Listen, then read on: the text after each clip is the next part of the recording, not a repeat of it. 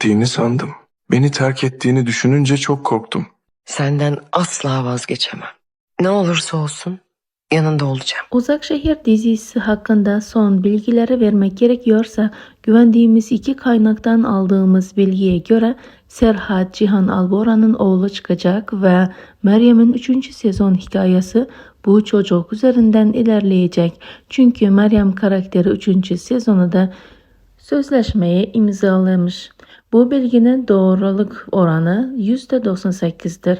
Ayrıca bu olayda ters köşe olabilir. Yani senaristler ilk başta böyle yazıp sonra 3. sezonda Serhat'ın babası için değişiklik yapabilir. Tıpkı Bora'nın da öldürüp sonra hayata geri döndürmesi gibi.